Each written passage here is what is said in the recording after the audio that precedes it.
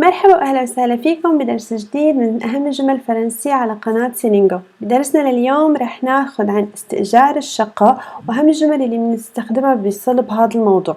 فرح نبتدي مع الجمل مع بعض. Combien ça coûte une location d'un appartement? Combien ça coûte une location d'un appartement? كم يكلف استئجار شقة؟ عنا عدة طرق فينا نسأل عن إيجار الشقة. كمان combien coûte le loyer? Combien coûte le loyer? كم تبلغ قيمة الإيجار؟ loyer هي الإيجار. Je voudrais louer votre appartement. Je voudrais louer votre appartement. أنا أرغب في استئجار شقتك. وقت تكون رايح على موعد لشوف شقة وأنا عندي رغبة باستئجارها فبستخدم je voudrais louer votre appartement. Je voudrais louer un appartement au premier étage. Je voudrais louer un appartement au premier étage. أرغب في استئجار شقة في الطابق الأول. Je veux que l'appartement soit situé à Lyon. Je veux que l'appartement soit situé à Lyon. أنا أرغب أن تكون الشقة في ليون. طبعا فينا نختار أي مدينة. Je ne veux pas cet appartement. Je ne veux pas cet appartement. أنا لا أرغب في هذه الشقة. بعبر عن عدم رغبتي فيها. Comment rédiger un contrat de location? Comment rédiger un contrat de location?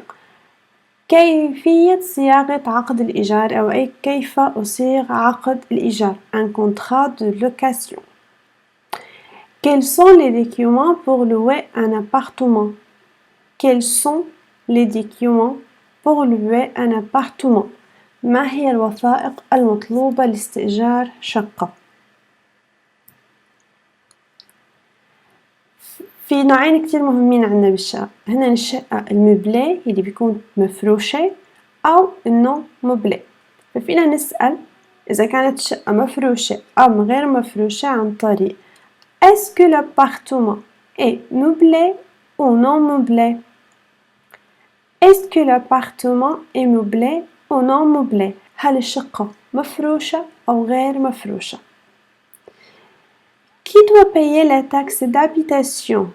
Le propriétaire ou le locataire? Qui doit payer la taxe d'habitation? Le propriétaire ou le locataire؟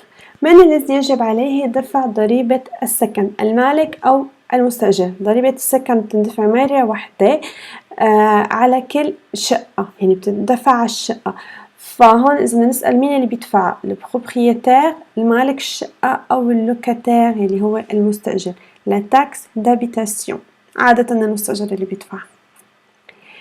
Quelle est la caution pour une location meublée? Quelle est la caution pour une location meublée? ما هي الوديعة لاستئجار شقة مفروشة؟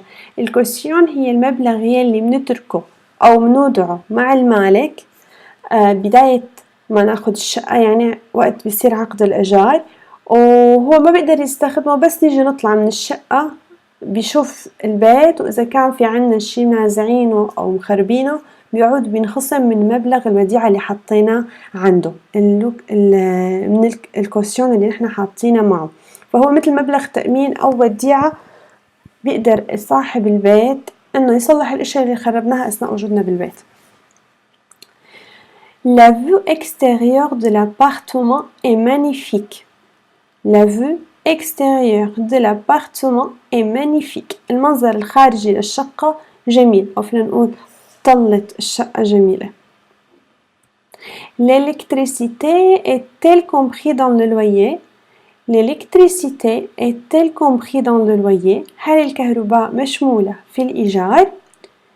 Le chauffage est-il compris dans les charges?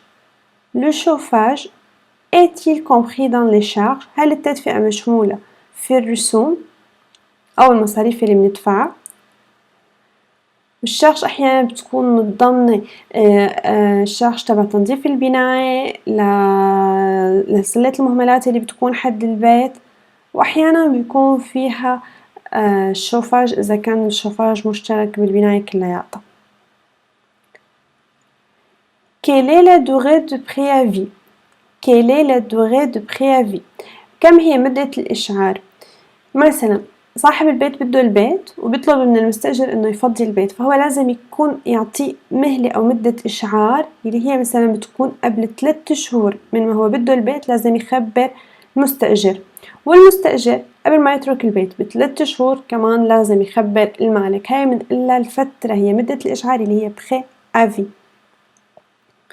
Puis-je annuler le contrat à tout moment? Puis-je annuler le contrat à tout moment? هل يمكنني إلغاء العقد في أي وقت؟ Combien y a-t-il de placards dans l'appartement? Combien y a-t-il de placards dans l'appartement? كم عدد خزانات الملابس الموجودة في الشقة؟ L'appartement est en bon état. L'appartement est en bon état. الشقة في حالة جيدة. Quand puis-je obtenir les clés? Quand puis-je obtenir les clés? متى يمكنني الحصول على المفاتيح؟ Quand doit se faire l'état du lieu?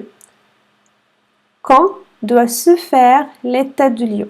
متى يجب أن نقوم بالمعاينة؟ الإيتا دو ليو بنعملها مرتين، عند الأنتريه وعند السورتير.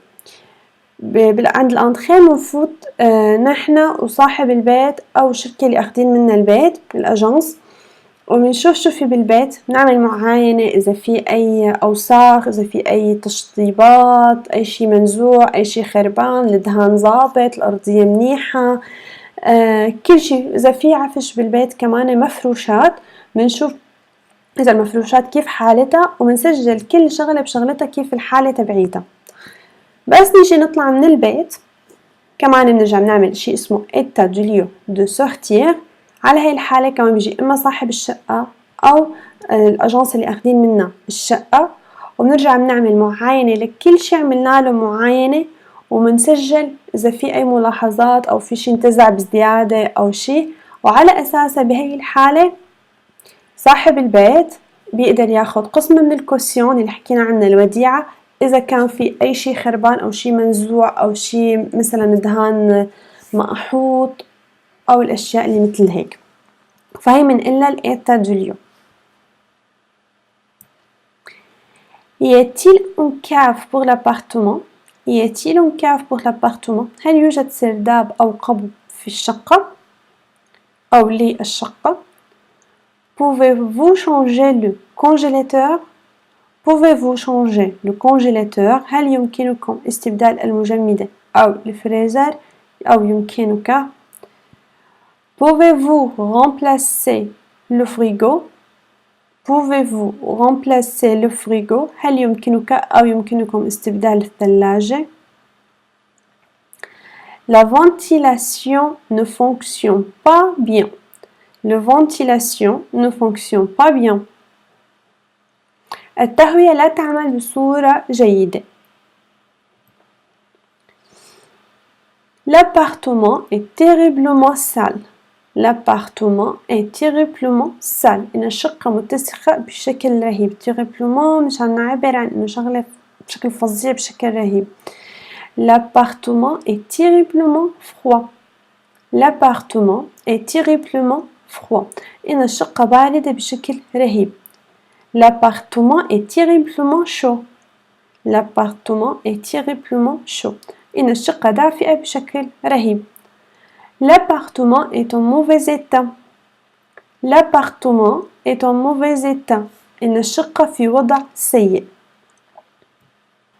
وهيك بيكون خلص درسنا اليوم. بتشكركم على المتابعة. اليوم أخذنا الجمل اللي بنستخدمها عند استئجار الشقة، إن شاء الله تكون الجمل مفيدة لإلكم. إذا عجبكم الفيديو ما تنسوا تعملوا لايك، سبسكرايب للقناة، وتفعلوا زر الجرس، وتعملوا شير للفيديو مع رفقاتكم. إذا عندكم أي سؤال، استفسار أو اقتراح حطوا لي بالتعليقات وأنا رح جاوبكم عليه. الجمل اللي أخذناها اليوم رح أحطها بجدول خاص فيه على موقع سيلينجو، رح أحط لكم الرابط كمان بصندوق الوصف كرمال تقدروا تضيفوا الجدول على جداولكم وتدرسوا الجمل وتحفظون. بتمنى لكم دراسة موفقة. إلى اللقاء.